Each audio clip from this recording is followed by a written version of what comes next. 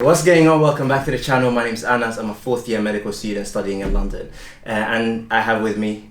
Good afternoon, guys. I'm Isaam. I'm a second year medical student studying at London. I'm Mihran. I'm a second year medical student as well. And what we want to do with this video really is just talk about some of the essential points for students that are preparing for A-levels. And what we've done is just really sat down and had some in-depth conversations about the process. The results from some of those kind of meetings that we've had is the development of an important flowchart, which I'm calling the A-level progression flowchart. And this is just kind of really maps out a step-by-step process that we think is going to be helpful for you guys. I don't think anyone's really kind of presented some of this information the way that we've done here. You should be able to see the flowchart here, and then I'll put it in the description, and make sure you follow the Instagram thing as well.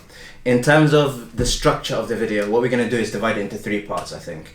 So the first part, we're going to talk about the flowchart itself, right? And talk about each step of that process and how it divides into different categories and different parts of kind of the preparation process.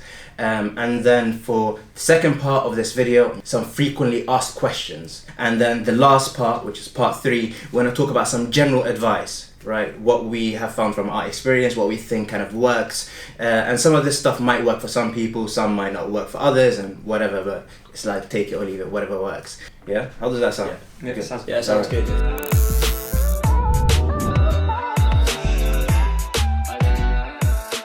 So in terms of grades and stuff, I did A-levels a while back, and now I've been in uni for like 5 years. I got ABB, so A-levels wasn't my strongest point, but I can talk a bit about some of the things that I didn't do well, but also I've been able to kind of map out the process to make it really easy for you guys to understand. I've got 3 A's. What I'm going to be going through is some of like the mindset you should carry on maintaining, and the step between AS and A2 is quite an important step, which I definitely missed. I definitely tripped over in that part. So I'll be going over some advice for that from like retrospective thinking from it. So I kind of, in a reverse, kind of slightly underperformed for my GCSEs. But in A-levels I did chemistry, biology and maths, and I managed to get 3 A stars by kind of adapting my studying kind of structure and routine. So then we can all talk about from different angles and also just a really clear mapped out process. So you should be able to see the flowchart on the screen, somewhere. And I would say that it divides into 2 stages of learning. There will be the long-term stage, right? From what we've talked about, also there will be like an intense stage, which is 2 to 3 months before the exam, depending on what subject you're doing, it's going to differ. And that's kind of one side of that flowchart. Okay, so let me talk about the long-term kind of stage. So the key aspect I would say about the long-term stage is gathering a complete understanding of the A-level, right? You want to have an important base, you want to understand the topic, and over those 2 years it really just needs to kind of cement so that you can apply the knowledge afterwards. And the way you can get the understanding from what we've talked about is number 1, you want to attend the lessons, right? And what did you guys think about the lessons? Yeah, so I was quite privileged, I guess, that we had really good teachers for A-levels. So attending the lessons definitely helped.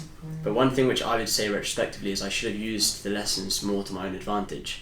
So I realised in second year when I realised I'd fallen too far behind, that by going to speak to the teachers after class and stuff and speaking to one-to-one, I managed to rapidly regain the knowledge base which I had let slowly degrade slowly. So I really recommend that, and then don't try not to miss lessons, and if you do, try and keep on top of it. I know it's a bit boring sometimes in sixth form, but I think consistency is so key during A-levels, especially in A2. And it's really important that not only just like attending lessons for the sake of attending it, make sure to focus your attention as much as possible. So when you do go home and recover the lesson, what you kind of covered in class, it comes back a lot easier, and you don't have to kind of start all the way from the bottom. In terms of gaining the understanding, the fundamentals will come from the lessons, and that's where you have the opportunity to really interact with your teacher, and that's how you can build a good understanding. But then, okay, so you've got the knowledge, you've gone to the lessons, now you want to supplement this understanding with some kind of written work. Then you go to the books, and the books are written by the people that set the exams as well, right? So everything in there is probably testable, but obviously we're going to talk about mark schemes and exams and things like that, but you can gain a good understanding then from the books. And then if the books are difficult and there are bits that are not explained, then you can supplement the books using like YouTube videos or kind of Google searches and Wikipedia and all of those things as like a supplement really. And then you guys mentioned some things about practicals as well. Yeah, so basically one of the big differences between the new spec for the sciences and the old spec is that it's not like you have set examinations specifically based on practicals. There's no ISOs or MPAs anymore. But now the practical questions are more integrated within the exams. So you get big questions like 8-mark questions, which can involve talking about the technique in the practical, or what's wrong, or making calculations. And so you really have to put an effort to constantly go over and revise the 12 practicals you have for each subject. You've attended lessons, number one, then you've moved around the circle and you've supplemented understanding with books and YouTube, etc. Then the third part is assessment. You know, there's no learning without assessment. You always need to continue to assess yourself. Same thing when we study kind of in medical school. For clinical years, we've got different kind of websites where you do questions and you're cementing that knowledge. You're assessing yourself, you're reflecting whether you've truly understood the topic. So then you guys did things like, this is something we didn't have, like topic-specific questions and practicing them. Yeah, I think using questions is a really good way, because you may have heard of this thing called active recall. So you're testing yourself, and then it'll cement the knowledge in your brain more. So it's good to have like a level base of understanding. At the end of the day, you're going to be sitting in an exam answering questions. Yeah. So you need to get used to answering questions in particular. So I did topic-specific questions, but one thing specifically for biology as well, one thing you can do is when you go through a paper, I would say marking your paper afterwards with the mark scheme is really important, because if you go through the mark schemes, or from when I was going through them, they always have words in bold, and those are like key words which if you get, you'll get the mark for them. So you can supplement your knowledge. So if you're going through like the nitrogen cycle, for instance, you should know the nitrogen cycle, but then there's also a way to get the full marks for answering that question in the exam by going through the mark scheme as well. Yeah. And you shouldn't be afraid of kind of going over questions from older past papers, like from the old spec as well, because although there's like slight differences in the specification content, overall it's going to be very similar. And if there is a difference, usually you'll be able to recognize, this is something I've learned or I've taught. Other than that, you should always attempt these questions and just kind of try naturalize your way to how they want you to answer it, rather than answering based on just what you've learned, kind of thing. The one quick thing as well is obviously we were the first year to have the new spec. So just to emphasise that we only used all past papers for majority of our papers. And just the specimen paper. Exactly. We only had like 1 or 2 specimen papers. So yeah, don't, like he said, I emphasise, do not be scared to use old papers. Okay. And we're going to mention a few things about the past papers specifically and things like that in the other side of this flowchart. So practice questions. Then you go to the lessons. You learn a new topic. Then you go back to the books, YouTube, practicals. Learn that. Then you assess yourself. Okay, do practice questions, you go back to the lesson. That's just how it's gonna be naturally. One of you guys mentioned clarifying areas of difficulty. So this is gonna depend on a few things. So it's gonna depend on your relationship with your teachers and how well you get along, your school and how well they facilitate these things. But I think probably for all three of us, and we went to different types of schools anyway, is we had opportunities to go and clarify areas of difficulty with our teachers. If there is that opportunity, then definitely utilize it. I feel like I wasted that. You should never really hesitate to speak to your teachers about something you don't understand. It's their job at the end of the day. Exactly. They might not like you, but they have to do their job. Yeah, trust me. So exactly. Always ask if you need help, kind of thing. Yeah, I feel like I wasted the opportunity as well, to be honest.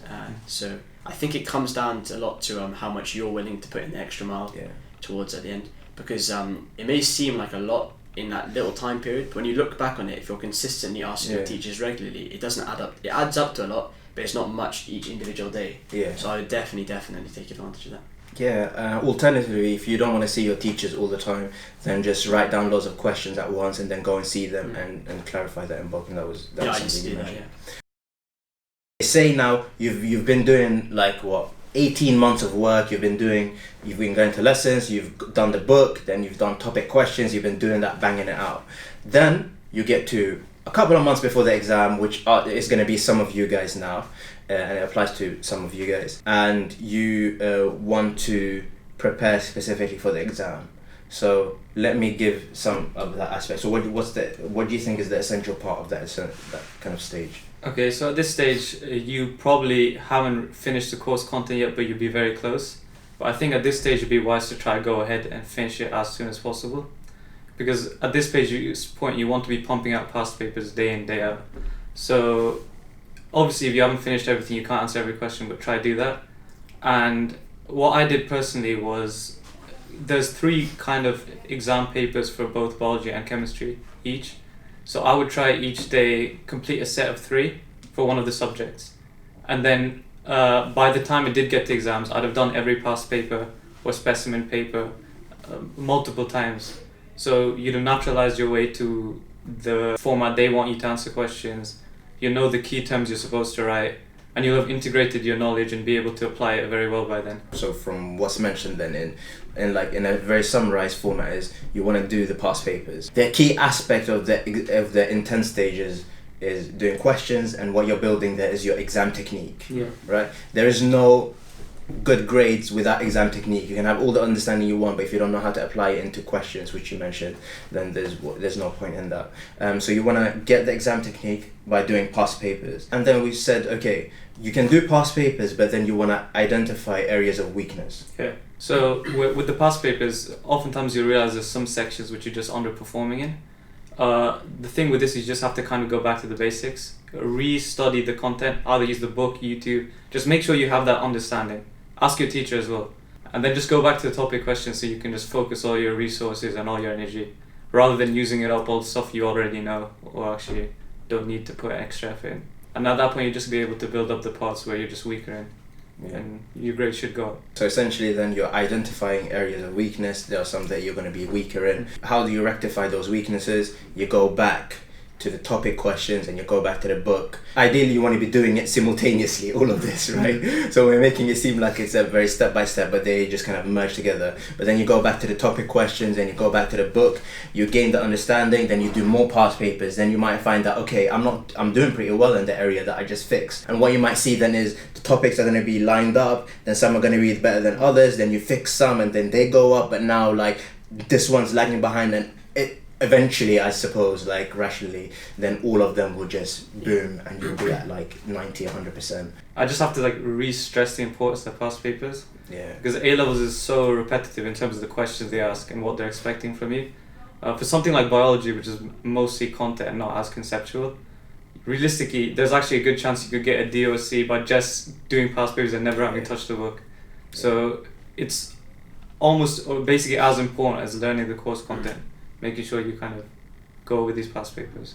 I feel like one limiting factor perhaps, which I definitely felt was, like Mihran said, that we haven't finished the course yet, so like how can I do the past papers? But as Mihran said, I really want to emphasise, because the mistake I made, I can't sit here saying like what to do, but the mistakes I made was that I'd be like, no, I'll finish the course and then I'll start. But by the time you'd finish the course, because it sometimes can drag on really on, then there's no time left to do enough past papers.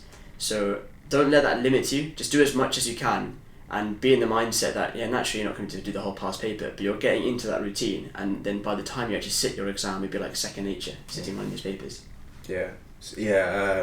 Probably also like coming off that is, suppose now you're in the last year of your A-levels. You're almost into uni. Really the difference between A-levels and uni then is 2 months. Once you get into uni, then most people are doing everything by themselves. They're finishing the semester without attending a single lecture. I mean, personally, that basically happened. Yeah, between all 3 of us then. I don't know if you don't condone it. I don't know if to say that. You don't condone this. But my best semester was when I didn't attend any lectures. But yeah, so I mean, it's good to get used to trying to learn on your own too, through the books, and not necessarily only through the lessons. Attend the lessons, but try and cover the content on your own too. And then there was another thing is just emphasizing mark scheme stuff. Yeah. Which you did a bit. Did you have anything else to say about that? Because that comes off this part of the flowchart. I feel like when you're looking at a mark scheme, just I remember specifically that it's the bold words that really matter. Yeah. So if you like, it's like a checklist, I guess. But what you don't want to do is be so rigid with the checklist, because they do change the questions ever so slightly sometimes. Yeah. So a lot of people fell into that trap of, even I did, because basically what happened for me was I caught up in biology, and then for chemistry I was falling behind, so I put more attention back to that one. Yeah. But then because the questions ever so slightly changed in the real paper, I just missed the grade boundary for biology by 1 UMS only. That's like a big point as well. Don't get too complacent when you're going through it. But like, yeah, it's the bold words, and you can structure all those long answers in particular out of them. And try it under time conditions as well. Yeah. So you can just kind of get used to the format again. Yeah. Okay, just to emphasize at this point is that minor details of what we said apply to sciences mainly, right? But I think that in terms of principles and in terms of methodology in general, they can probably be applied to any of the A-levels, like in terms of the flowchart. But then saying things like, oh, make sure you do practicals. You're not going to have practicals in psychology or something, right? Or history. Let's move on to the second part of this video, which is going to be some just general frequently asked questions. No one's really asked them. I think they're frequent. I don't know, innit? But yeah, frequent. Maybe. So let's ask them to you guys. Okay. I think it's difficult for me to sit here and answer that question in complete depth. Yeah. But I'll try and initiate it. So we'll do like a comparison, I guess, between me and Anas. But essentially, the new spec is quite similar. So we did a lot of old past papers, and me and Mihran were talking about this last night because we're housemates as well. And we were talking about it, and it's like the old past papers are very similar to the new spec in terms of content. But I think they just divide which subjects go into which papers slightly differently. Yeah. Because there's not. They had course assessments, like Anas was saying, for the practicals. We have like a specific paper 3, right, on our boards, which are more practically driven.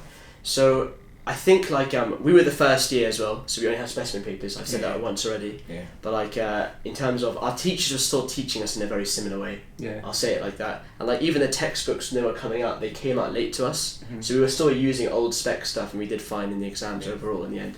Yeah. And within like each chapter or each topic, if there are differences, the differences are very minor.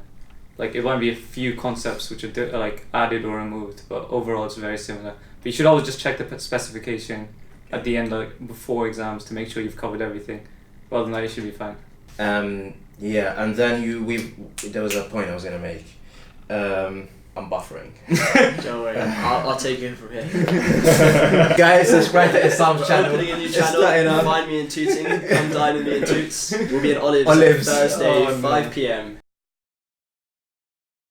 For the most part, they would apply. Like obviously, just use your kind of wits to kind of distinguish what's old spec, what's new spec. It should be pretty obvious because you'll realize, oh, I haven't covered this before. It doesn't make sense to me.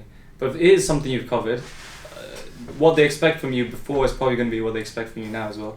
So just again, remember the key terms, how they want you to answer, and other than that, it should apply. Except the old spec past papers won't have heavy practical content in it. So just make sure you go over the practicals in your own time and don't leave them out because they're not in the old spec past papers. But you guys are particularly lucky because you now have like 3 or 4 years worth of papers. These guys didn't have that. Okay, so I would say for the first few months, it's fine to just go in line with how you're being taught. So what I used to do is I'd make sure that I wouldn't go to the next day before I fully understood what was taught on that day.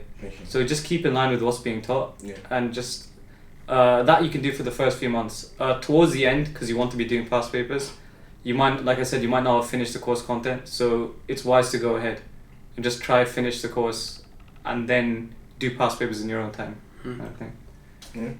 Yeah, like I knew this one guy who got 6 A stars, and he was doing the new specs as well. And then I think what he was doing was, because obviously we didn't really have ASs when we first did it, so what he would do is he'd maintain it, but he'd also be building up his knowledge bank from last year as well. So perhaps you guys could try that as well, because it's going to come up again, right? Yeah.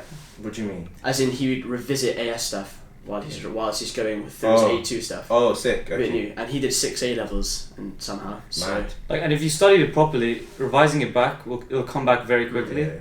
So make sure when you do cover it the first time, you cover it in depth. And like you said, don't forget to neglect it a few months down the line. We kind of touched on it beforehand, but I think it's slightly specific on which subject you're doing and how comfortable you are with the subject. The earlier the better.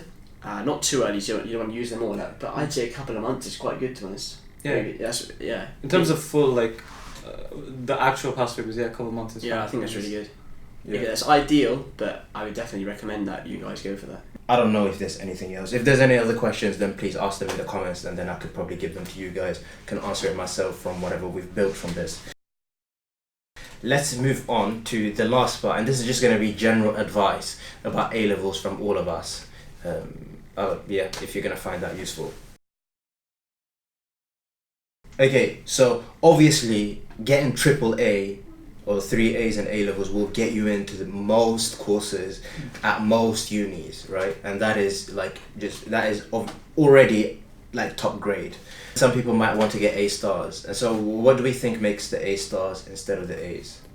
So I think in most cases, the people who do get A stars is usually because they've managed to integrate both the knowledge and the awareness of kind of exam technique and past papers and how to answer the questions. Because one or the other on their own isn't going to be enough to kind of smash the exams. But if you have both, then if you do everything and you leave no stone unturned in that kind of case, then unless you have a bad day in the exam, that's all you can really do. So, and then you can be quite confident to get the A star, in my opinion. Yeah. It's a difficult one for me to answer because I didn't get any A stars. But one thing I think which differentiated me from people in my school who did get them was particularly the jump between AS and A2, where I just slacked too much, to be honest, and was too complacent. I think it's natural to have these periods in A levels where you kind of you feel a bit overwhelmed, like there's too much information, because it is a completely different ball game to GCSEs. But one thing, like Mihran said, is you have to integrate your knowledge base to the exam technique. So my exam technique, for instance, was fine, but I just didn't have knowledge base because I hadn't put in the hours, and you have to do that during A levels. Obviously, it's like a nice thing that all three of us had different routes and we all got to the same place now, and we're all sitting here. So there are multiple ways to do it. But one thing I'd say is, if you can do it at this stage, you may as well just go for it at this stage. So in summary then, what we're saying is there are two places where you're going to go wrong. You're going to go wrong on the book aspect of this, or you're going to go wrong on the exam techniques. Knowing everything in the book, you might not still do well. Having the exam technique on its own, you might not still do well. It really is the kind of the amalgamation of both of these. Definitely. And then YOLO, whatever. What do we have to say in general, just to kind of close off everything? For people who do have like a couple of months left until exams, I don't think they should be like, they should never feel it's too late at this point. Yeah. Because at the end of the day, once you get to university, you'll realize the difference between A levels and university content. A levels are very conceptual. Biology might have more content than the rest, but in general, there's not too much content in A levels. So it's never too late to try study and get the highest grade you can. Because a good amount of studying from now until exams can boost your grade up significantly. So, and especially these are important exams, you should never feel despair or kind of distress. You should always just, you shouldn't give up at this point. I guess I can speak for those people who have done really well in GCSEs, and then after they've gone through AS now and you're in the A2 year and you're feeling like, okay, so far everything's going well, but remember, this is just, you have to carry on doing well, which is the mistake I made. And like Mihran said, don't worry if it's still only 2 months left, because in those 2 months it can definitely change an A grade to an A star grade, or even a B to an A star grade. So I wouldn't feel despaired at all. Go speak to your teachers, be consistent every single day, and 2 months is still plenty of time. And then one thing I'd say as well is, keep everything into perspective again. Like, I have to emphasise that, because all three of us are here. You heard all our grades are so different. We all came in through different pathways. I got in through clearing, graduate, after transfer, straight through the normal routes. So don't worry too much about it, but be consistent, and I think you guys will be fine. Yeah. You're in the right place already on Anis's channel. Exactly, that's why you should subscribe. I think that is the end of the video. The only reason why all three of us have come together, the only reason why we've all mentioned our grades, the only reason why we're talking about all of these things really for free on the internet, where we could, instead of tutoring people and getting £50 an hour, is for you guys, literally for the benefit of whoever doesn't have access to this information, and whoever still does but wants it reinforced. I hope you found it useful, guys. Thank you. Smashed it, lads, I swear down. This video. Alright, comment, like and subscribe to the channel. Safe. Assalamu alaikum.